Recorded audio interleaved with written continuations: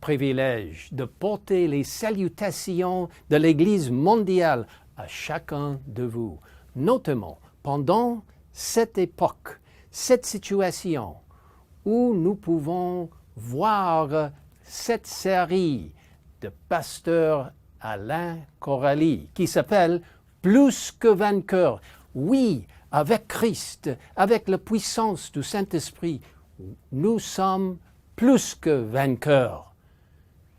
Nous vivons dans cette situation très bizarre et difficile à ce moment, mais à cause de cela, on peut prêcher et proclamer les messages des 3 anges avec efficacité, avec la puissance du ciel. Que Dieu vous bénisse pendant cette série d'évangélisation de pasteur Alain Corali, plus que vainqueur. Et je vous invite de gagner des autres, vos amis, vos voisins, les membres de votre famille, de joindre cette série, plus que vainqueur. Que Dieu vous bénisse abondamment.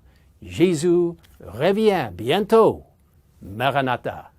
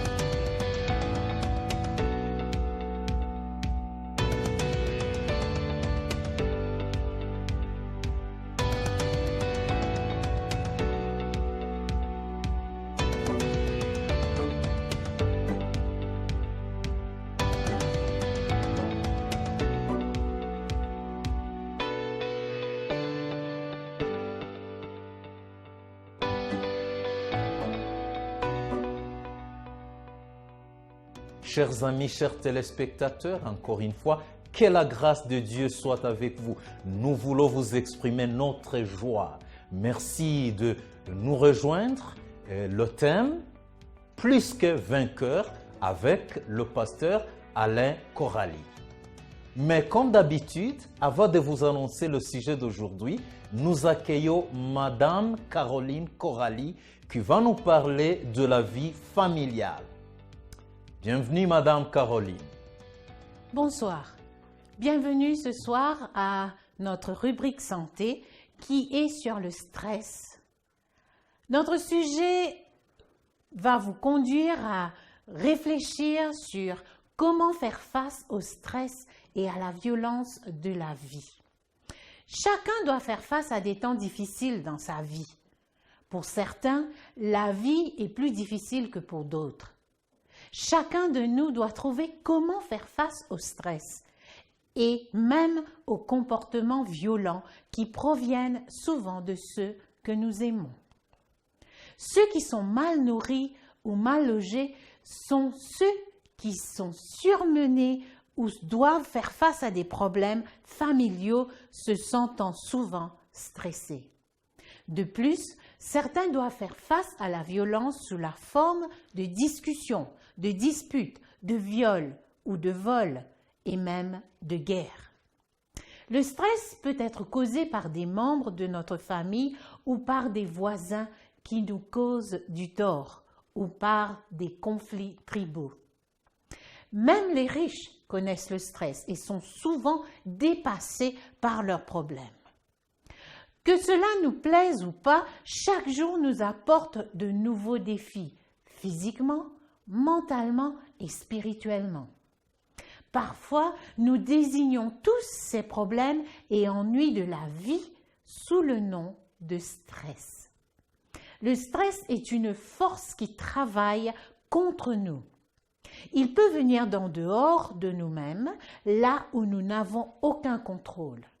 Ou bien il peut venir de l'intérieur, sous la forme de sentiments destructeurs comme la peur, la confusion, la culpabilité ou le désir de vengeance qui proviennent de nos pensées et de nos émotions.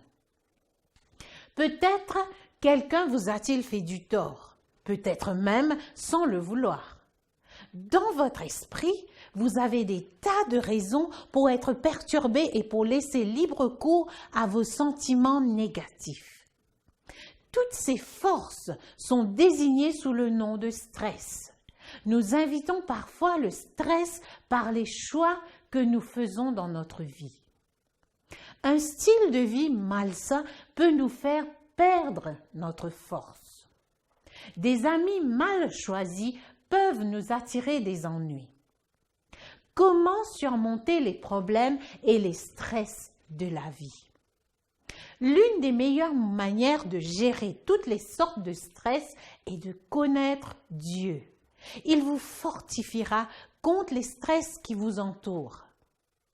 En étudiant chaque jour votre Bible, vous pourrez mieux apprendre comment Dieu peut vous aider. Mémorisez quelques-unes de ses promesses et répétez-les souvent. Parlez à Dieu dans votre prière.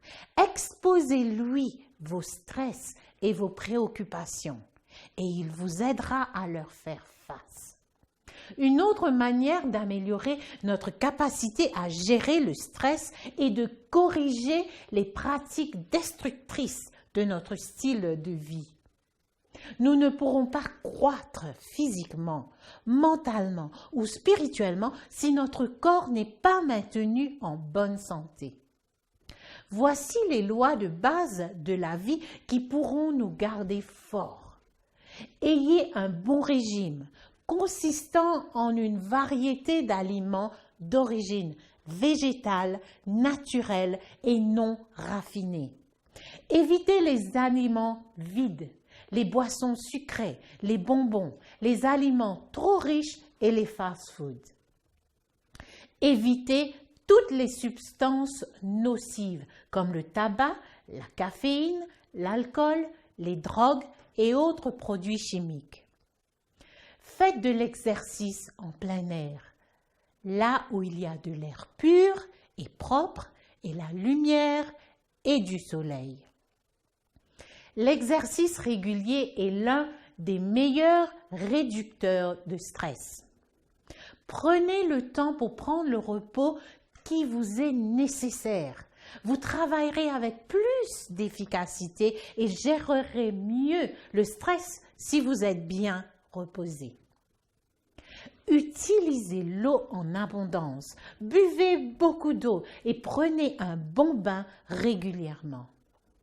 Tandis que l'amélioration de notre santé physique nous aidera à réduire le stress, nous pouvons aussi demander à Dieu de transformer notre vie par son amour. Si nous avons un véritable amour pour notre prochain, nous découvrirons qu'il est plus facile de faire face au stress et à la violence. Dans la Bible, Jésus nous dit « Je vous ai parlé ainsi pour que vous ayez la paix en moi. Vous aurez des tribulations dans le monde, mais prenez courage, moi, j'ai vaincu le monde. » Oui, dans ce monde, nous rencontrerons le stress et les difficultés. Mais remerciez Dieu de ce qu'il a préparé une éternité de paix et de bonheur pour tous ceux qui placeront leur confiance en lui. Je vous remercie pour votre attention et je vous donne rendez-vous demain pour un autre sujet. Au revoir.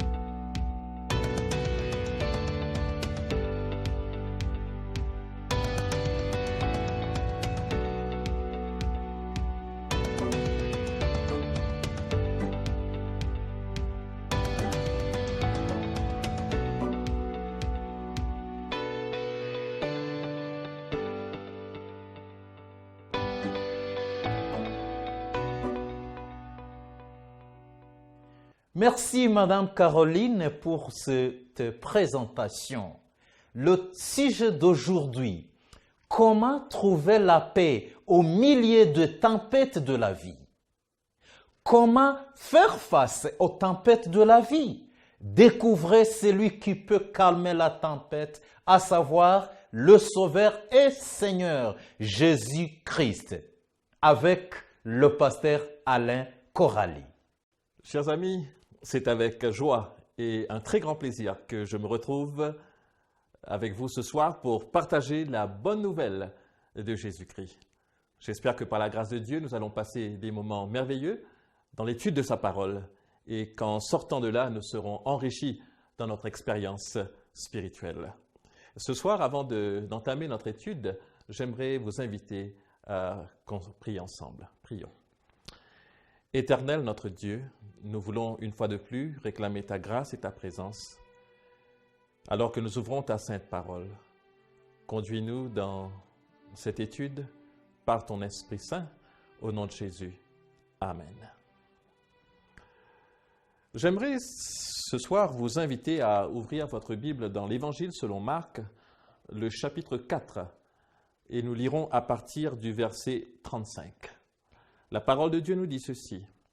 « Ce jour-là, le soir venu, Jésus leur dit, « Passons sur l'autre rive. » Après avoir envoyé la foule, ils l'emmenèrent dans la barque où il se trouvait.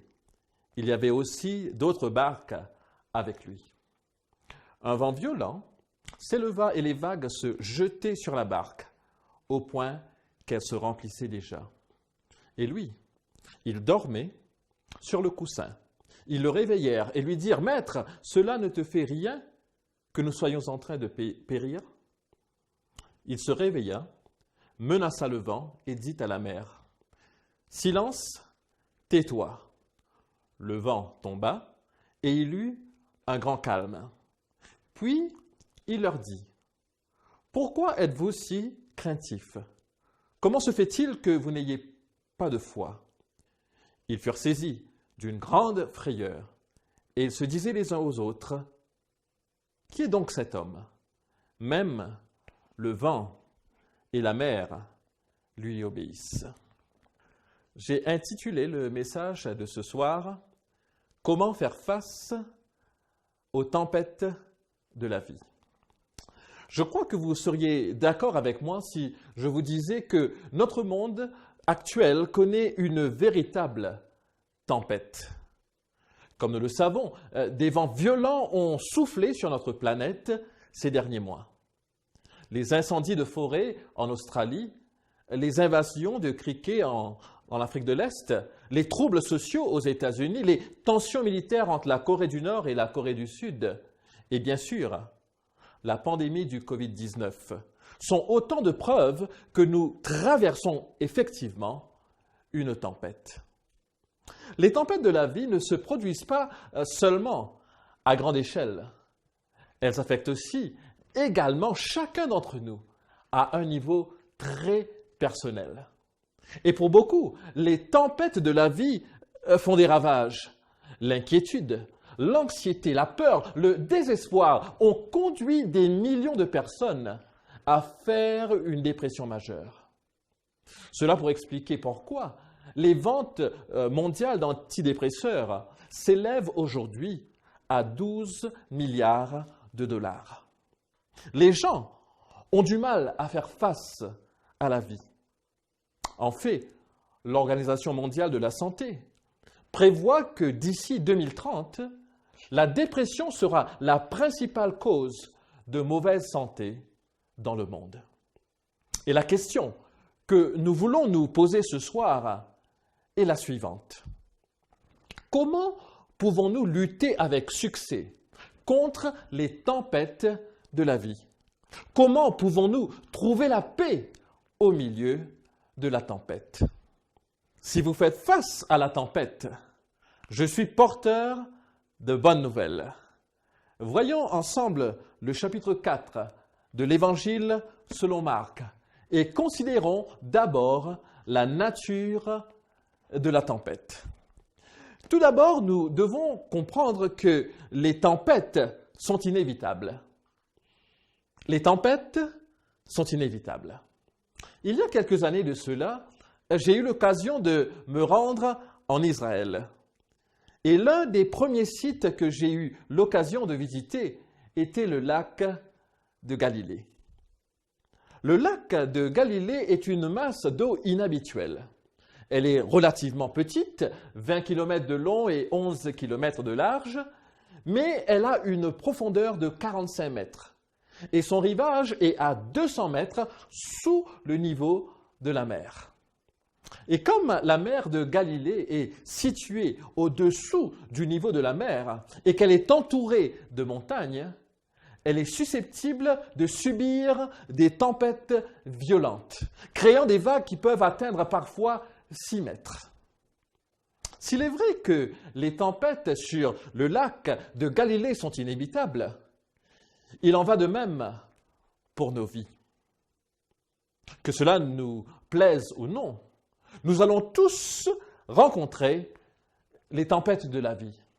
Cela fait partie intégrante de la condition humaine et cela ne devrait pas nous surprendre.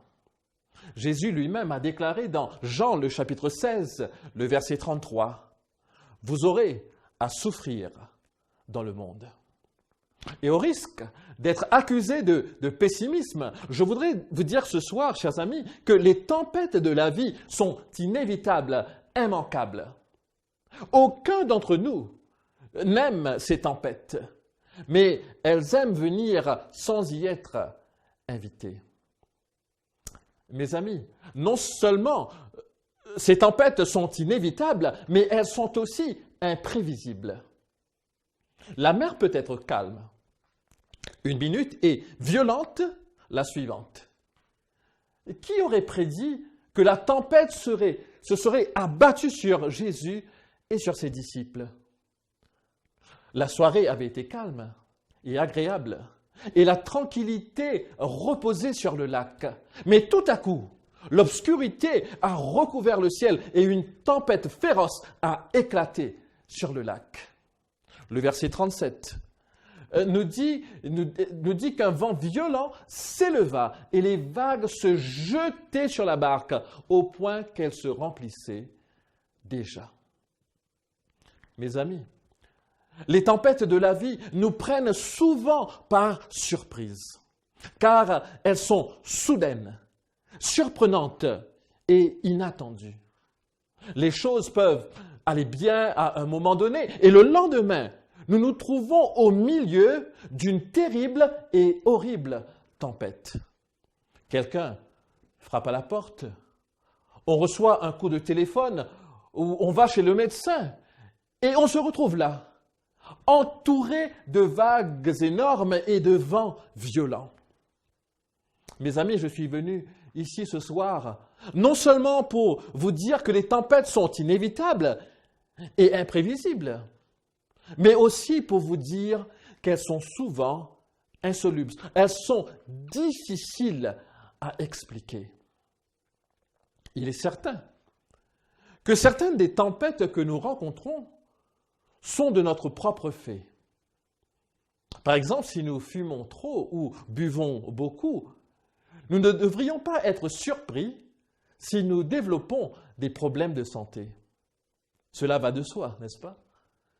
Si nous n'étudions pas à l'école, nous ne devrions pas être contrariés si nous échouons à nos examens. Cela coule de source. Si nous conduisons toujours de manière imprudente, nous ne devrions pas nous apitoyer sur notre sort en cas d'accident. Cela semble tout à fait logique. Certaines tempêtes sont de notre propre fait. La Bible déclare dans Osée, le chapitre 8, le verset 7, que lorsque nous semons le vent, nous récoltons la tempête. Cependant, il y a des tempêtes dans la vie qui sont difficiles à expliquer. Il y a des tempêtes que nous traversons, non pas parce que nous vivons contre la volonté de Dieu, mais précisément parce que nous suivons la parole de Dieu. Regardez le verset 35. La parole de Dieu nous dit, ce jour-là, le soir venu, Jésus leur dit, passons sur l'autre rive. Mes amis, laissez-moi vous poser une question. Qui a dit aux disciples de passer de l'autre côté du lac? C'était Jésus lui-même. Et pourtant, les disciples ont rencontré une tempête, justement parce qu'ils avaient suivi la voie de leur maître. Il se peut que vous traversiez une tempête en ce moment et vous vous demandez, mais qu'ai-je fait de mal? Et vous savez qu'au fond de vous-même, vous n'avez pas créé cette situation, vous n'avez pas créé cette tempête. Et alors vous vous posez des questions. Ces tempêtes, parfois, sont difficiles à expliquer. Les disciples ont clairement suivi l'invitation de Jésus. Et pourtant, ils ont fait face à la tempête la plus violente de leur vie. Mes amis, suivre Jésus ne signifie pas que nous serons exemptés de problèmes, d'épreuves ou de difficultés. La vie chrétienne ne mène pas toujours à des eaux claires et calmes. En tant que disciples du Christ, nous ne pouvons pas nous attendre à n'avoir que des portes ouvertes, des lumières vertes ou un ciel bleu. Être un disciple de Christ ne signifie pas que nous serons toujours riches ou toujours en bonne santé. Lisez la vie de Job et de Moïse, la vie d'Ésaïe ou de Daniel, l'expérience de Pierre ou de Paul et tant d'autres dans la Bible. Ils ont tous fait face à des tempêtes, d'une manière ou d'une autre. Ainsi, chers amis, si on vous raconte que suivre Jésus veut dire que vous n'aurez jamais de problème, cela n'est pas vrai. Mais il y a une chose que nous ne devons jamais oublier. Nous pouvons compter sur la présence de Jésus au milieu des tempêtes de la vie. Oui, les tempêtes de la vie sont inévitables, imprévisibles et parfois difficiles à expliquer. Mais lorsque les vents soufflent et que les vagues font rage, nous ne devons jamais oublier que nous pouvons compter sur le Christ au milieu de nos tempêtes. Essayez de vous représenter la scène. Le bateau se balance et s'agite. Les vagues sont déchaînées par des vents hurlants et s'engouffrant férocement dans le bateau et menaçant de l'engloutir. C'est un moment difficile, un moment de crise. Et les disciples, dont certains étaient des pêcheurs chevronnés, sont effrayés et se sentent impuissants. Ils craignent pour leur vie.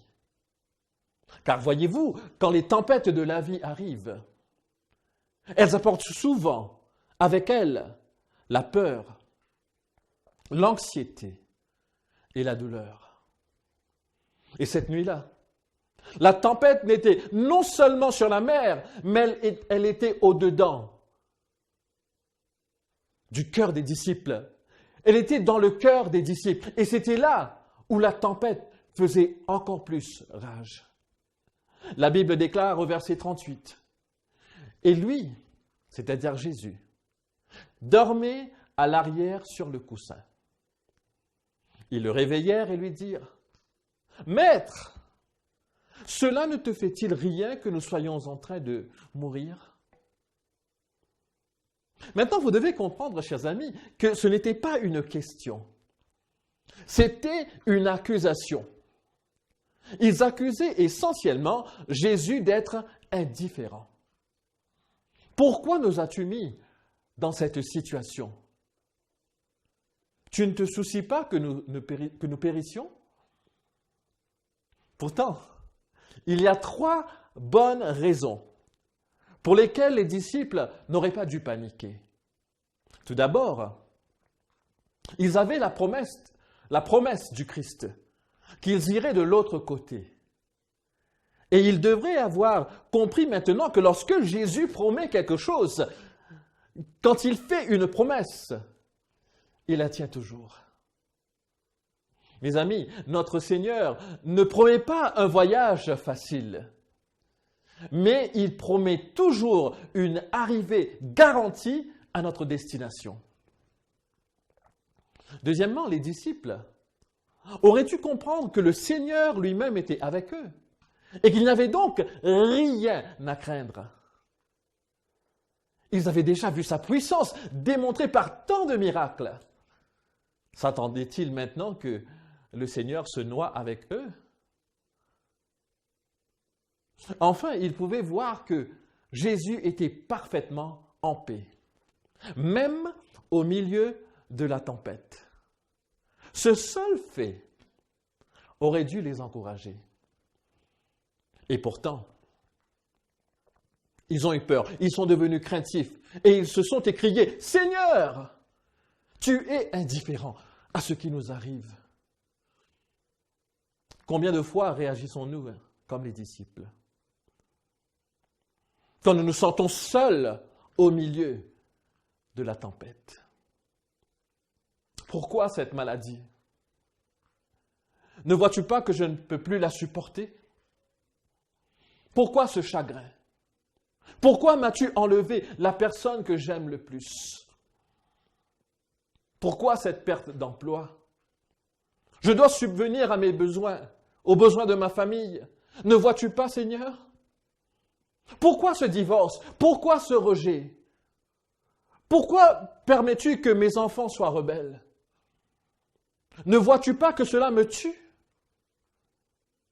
Et derrière chaque pourquoi, il y a souvent une accusation contre Dieu, qu'il ne se soucie pas, qu'il est indifférent.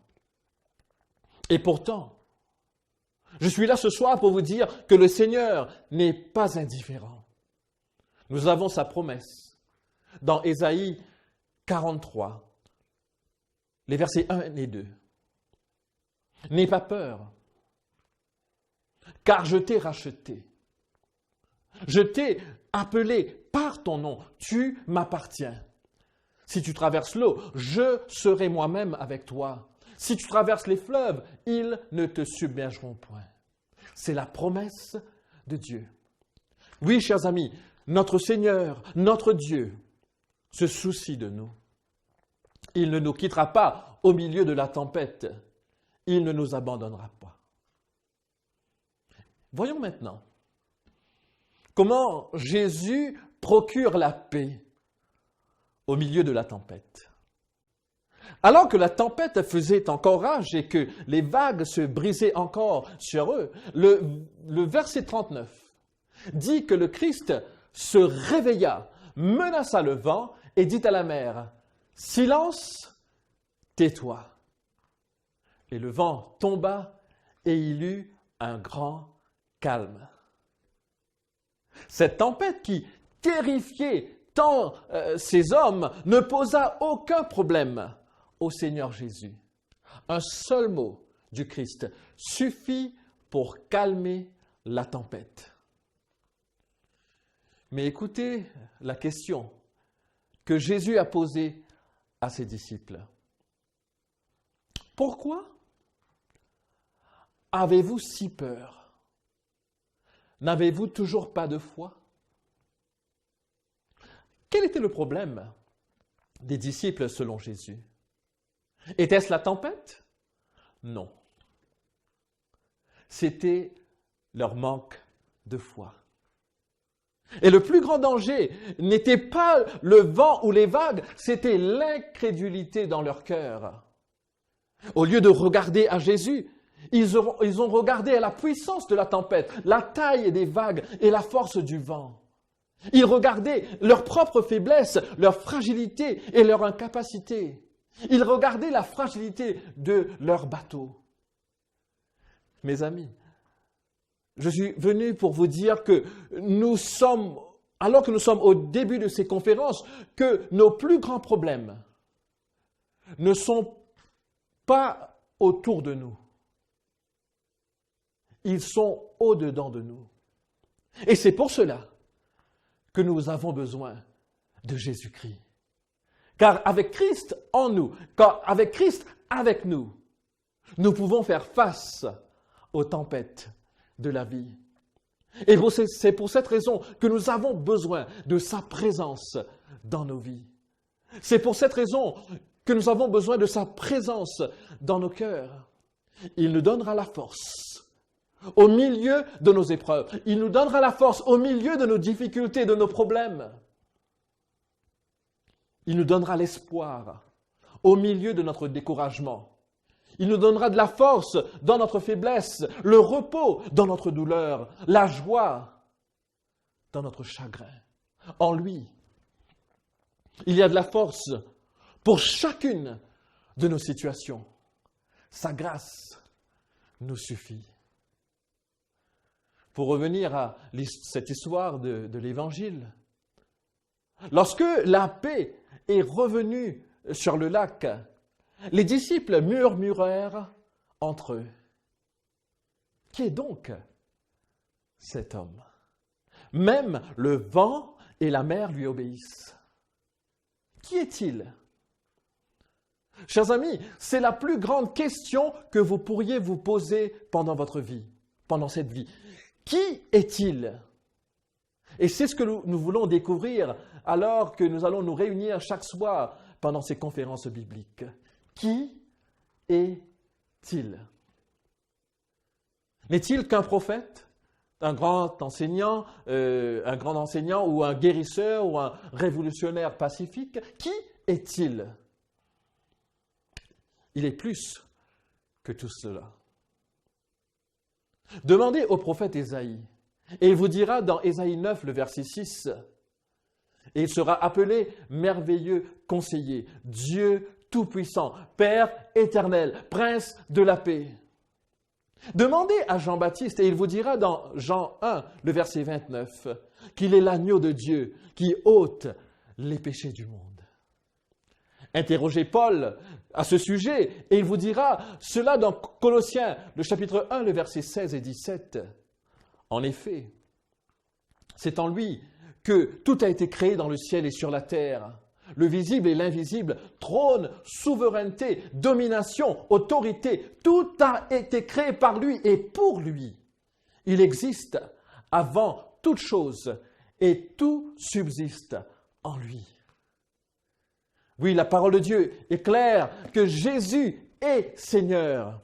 Il contrôle chaque coup de vent, chaque vague, chaque tempête. Et si vous croyez en lui, vous pouvez surmonter les tempêtes de la vie quand vous placez votre confiance en lui. Qui est ce Jésus? Il y a un siècle de cela, quelqu'un a écrit « Il est né contrairement aux lois de la vie. Il a vécu dans la pauvreté et a été élevé dans l'obscurité. Il n'a pas beaucoup voyagé, il ne possédait ni richesse ni influence. Mais à sa naissance, il a fait sursauter un roi. Dans son enfance, il a intrigué les docteurs de la loi. Adulte, il a régi les cours de la nature, a marché sur les vagues comme sur un trottoir et a calmé les eaux agitées de la mer. Oui, chers amis, il a guéri les foules sans médecine et n'a pas facturé ses services.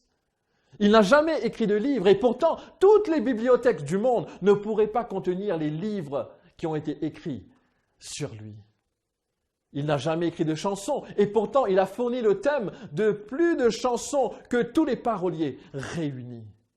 Il n'a jamais fondé de collège, mais toutes les écoles réunies ne peuvent se vanter d'avoir autant d'étudiants. Il n'a jamais pratiqué la psychiatrie et pourtant il a guéri plus de cœurs brisés que tous les médecins, proches ou lointains. Les noms du passé, les fiers hommes d'État de la Grèce et de Rome sont venus et sont partis. Les noms des scientifiques, des philosophes, des théologiens du passé sont venus et sont partis. Mais le nom de Jésus se multiplie de plus en plus. Ils se sont moqués de lui lors de sa crucifixion. Et pourtant, il vit à toujours. Ses ennemis n'ont pu le détruire et la tombe n'a pu le retenir. Il se tient sur le plus haut sommet de la gloire céleste, proclamé de Dieu, reconnu des anges, adoré par les saints et craint par les démons, comme le Christ ressuscité, personnel, notre Seigneur et Sauveur. Qui est le Christ? Il est le Sauveur et Seigneur. Et notre Sauveur et Seigneur parle encore de paix au cœur troublé.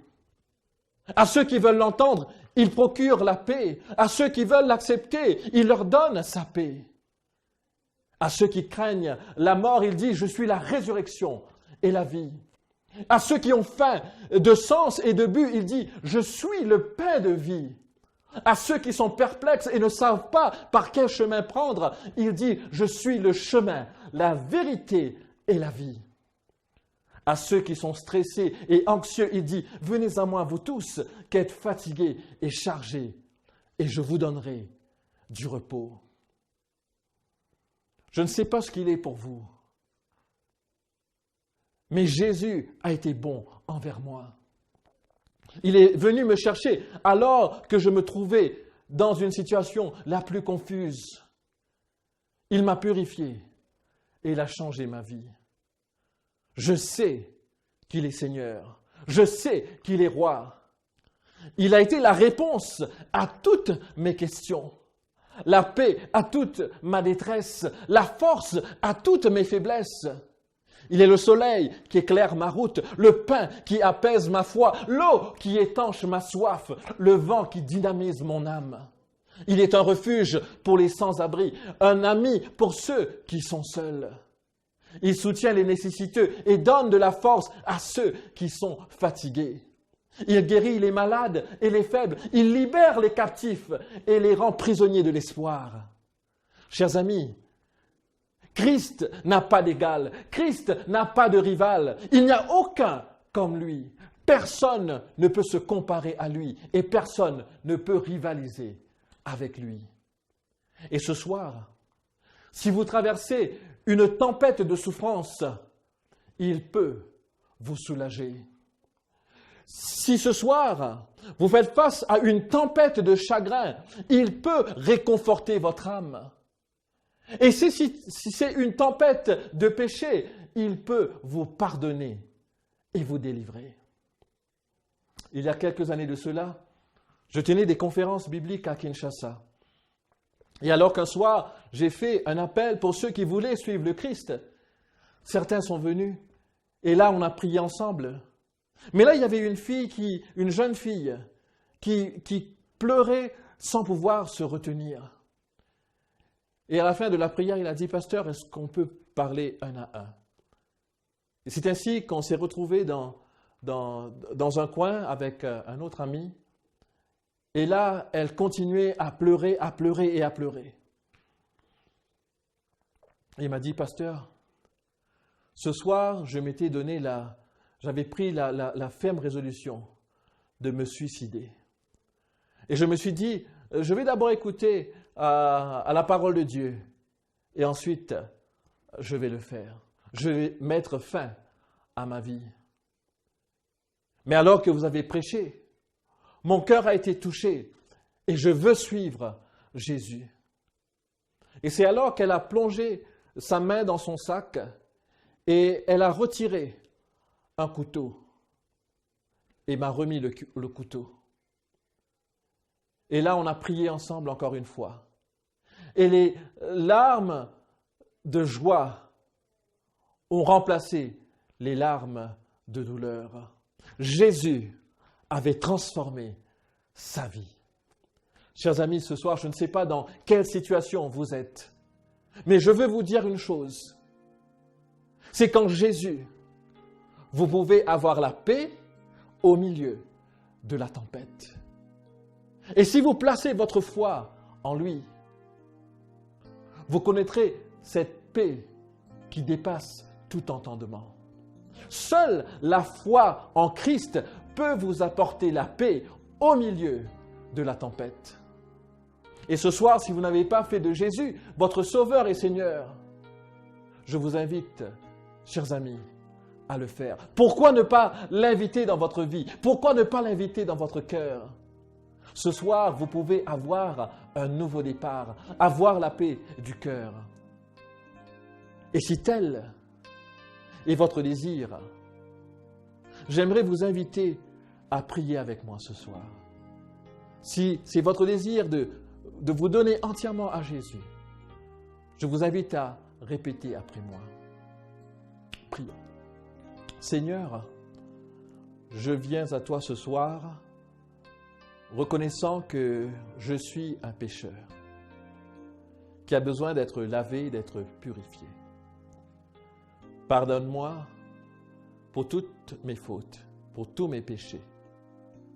Je t'invite, Seigneur Jésus, à venir dans ma vie. Prends contrôle de mon existence et permets par ta grâce que je puisse te suivre. Je suis à toi, maintenant et pour toujours, en ton nom. Amen. Chers amis, j'espère que vous avez pris cette bonne décision de suivre Jésus, l'unique décision qu'il vous faut prendre pour être sauvé. Je vous invite demain à vous réunir à nouveau alors que nous allons continuer ces études de la Bible. Que Dieu vous bénisse.